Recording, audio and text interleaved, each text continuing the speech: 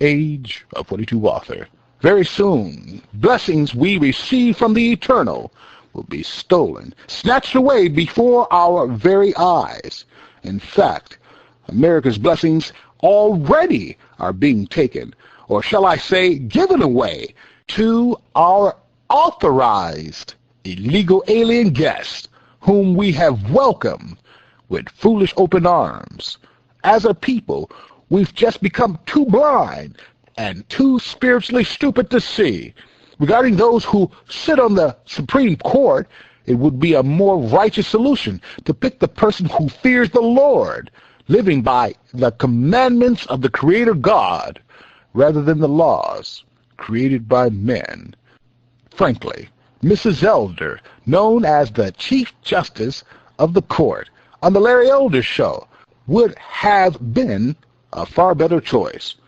Book banner displays the Larry Elder Show, a picture of Larry and his beautiful mother dressed up as a Supreme Court Justice.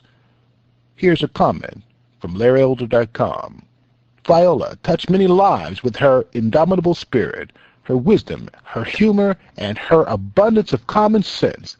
Affectionately known as the Chief Justice, she had become a beloved fixture on the Larry Elder Show.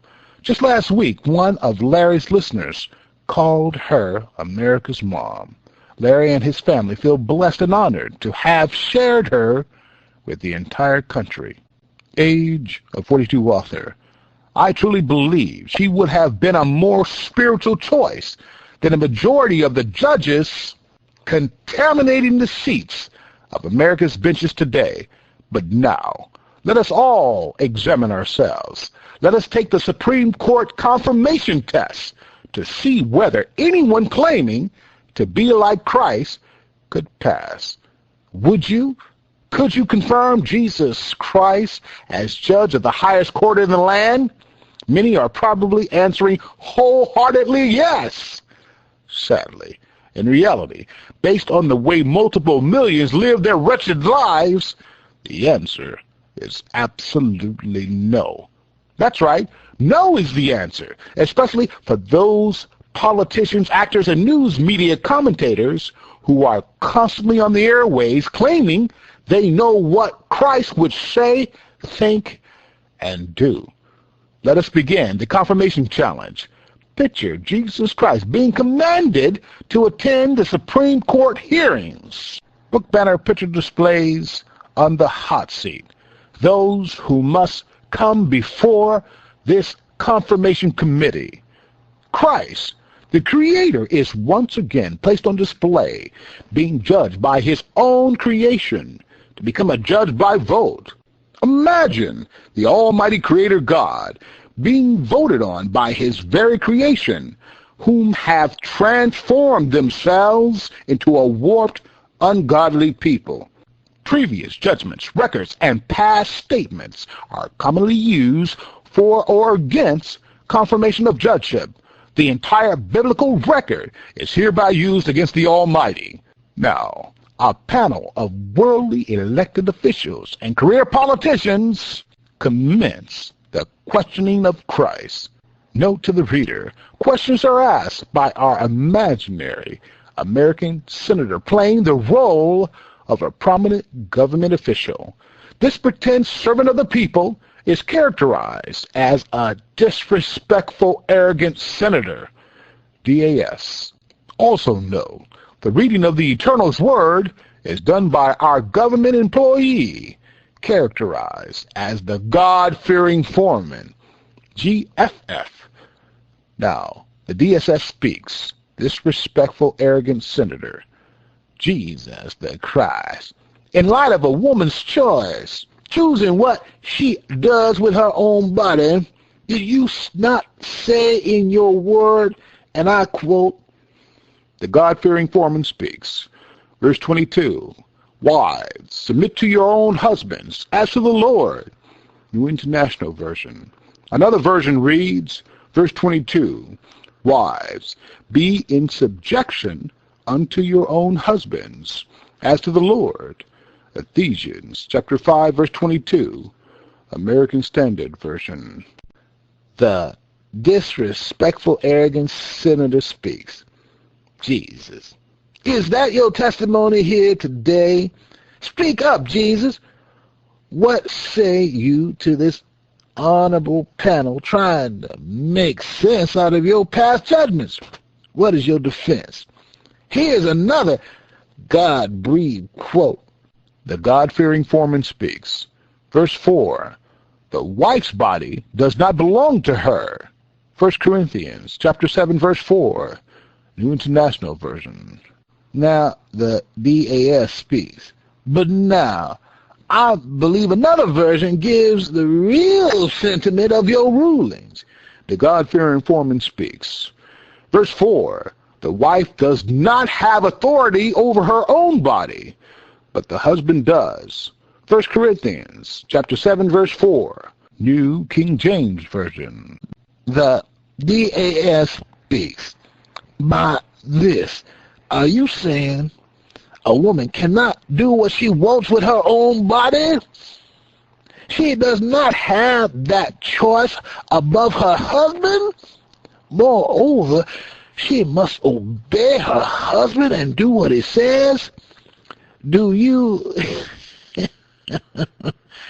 seriously, sincerely believe this? Now, Jesus, I have here your testament in my hands.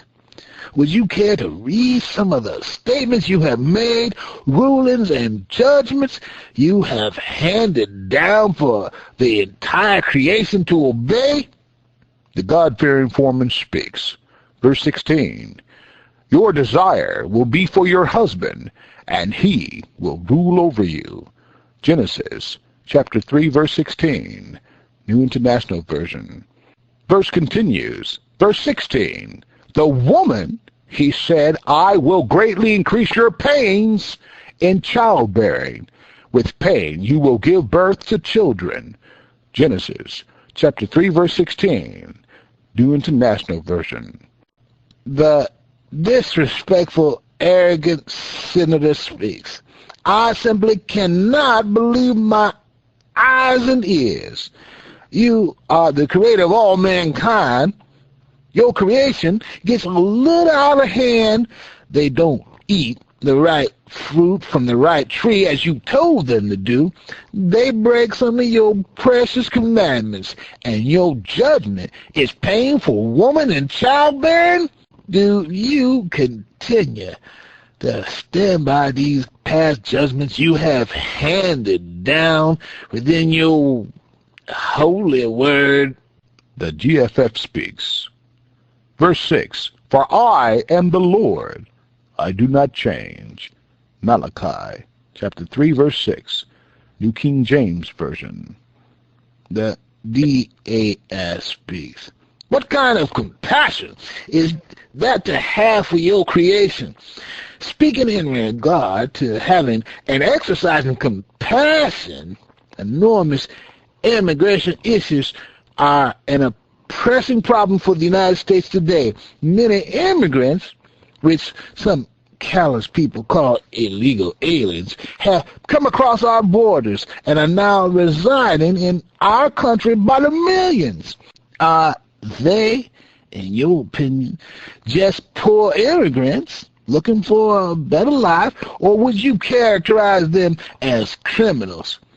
Since they are already here, should they not be given the same rights as those immigrants who entered our country by legal means? Before you answer, I'd like to read a direct quote from you, a bodacious blanket statement you made. The God-Fearing Foreman speaks. Verse 1. I tell you the truth. The man who does not enter by the sheep pen by the gate, but climbs in by some other way, is a thief and a robber. John chapter 10, verse 1. New International Version. The DAS speaks. Are you indeed still claiming this judgment as your testimony here today?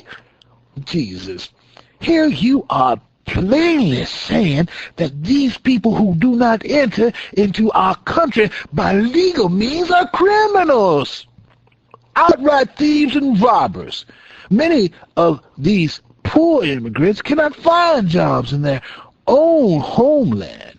Yet, when they arrive in this country, we feed them. We clothe them. When they get sick, we give them free health care. When they have children by the millions, we provide prenatal care for the mothers. If they go to school, we teach them. If they don't want to learn the language, we spend millions in taxpayers' money to provide bilingual teachers for them. And here you say, and I quote from your scriptures, the God-Fearing Foreman speaks, verse 10, if a man will not work, he will not eat. Thessalonians chapter 3, verse 10, New International Version. The DAS speaks, now, Jesus, where is the compassion in that statement? This is a literal rule you have handed down to your own disciples, students of yours whom you taught and commanded to continue to teach even within your own church. To those followers of yours, you say, the GFF speaks, verse 14, if anyone does not obey our instructions in this letter, take special note of him. Do not associate with him, in order that he may feel ashamed. 2 Thessalonians chapter 3, verse 14, New International Version. The disrespectful, arrogant senator speaks. I, myself, am ashamed for having to read such a thing. Jesus, there are so many reports that are against you, and your confirmation to judgeship to this highest court in the land, it is simply unbelievable. There are disturbing and very alarming reports that you personally are a homophobe. Say it's not so. You're indifferent about people choosing whom they want to be with, having their own choice about whom they want to love, and even whom they want to marry. Past statements you have made are a shocking indictment against you.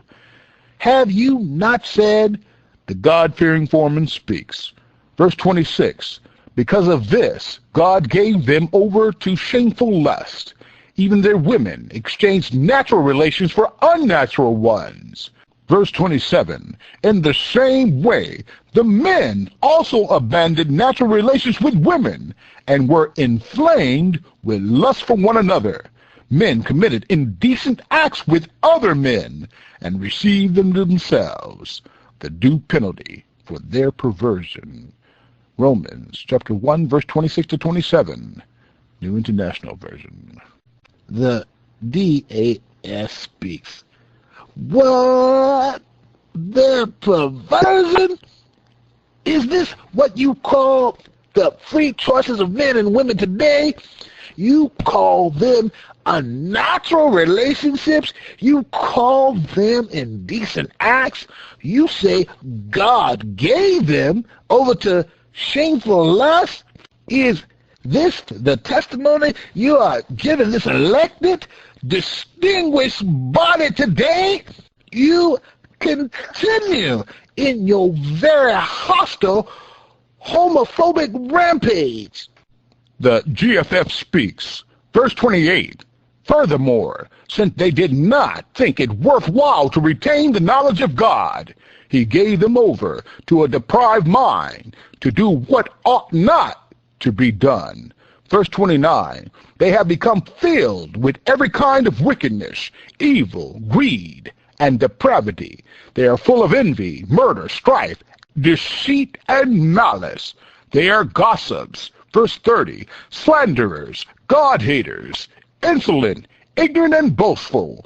They invent ways of doing evil. They disobey their parents. Verse 31, they are senseless, faithless, heartless, ruthless. Verse 32, although they know God's righteous decree that those who do such things deserve death, they not only continue to do these very things, but also approve of those who practice them.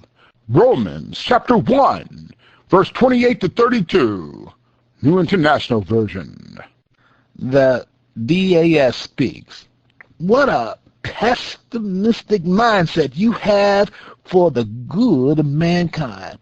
Let me get this straight. Your condemnation of those who do these common things, committing these so-called sinful acts, in your mind, do they deserve death? I gather that means you believe in capital punishment. You believe those who commit crimes against your law, your way of life, should be put to death? You claim everyone on the earth belongs to you. The God-Fearing Foreman speaks. Verse 4, Behold, all souls are mine. The soul of the Father, as well as the soul of the Son, is mine. The soul who sins shall die. Ezekiel chapter 18, verse 4, New King James Version. The disrespectful, arrogant senator speaks. I am speechless, and I have no further questions for this so-called candidate. Furthermore, I move, based on the evidence, past judgments, and testimonies of this nominee, that he be denied confirmation and immediately removed from this most distinguished and honorable assembly. I vote in favor to eliminate prayers in all schools and public places throughout all the cities and states within this country to this self-proclaimed righteous leader of the people. These hearings are hereby adjourned. Rest. Meditate and reflect. 27 Salah. Think on this. Question. If two men are fighting and the wife of one of them comes to rescue her husband from his assailant, and she reaches out and seizes him by his private parts, would your judgment be to cut off her hand and show her no pity? Verse 12, You shall cut off her hand, show her no pity. Deuteronomy chapter 25, verse 12, New International Version. Age of 42 author.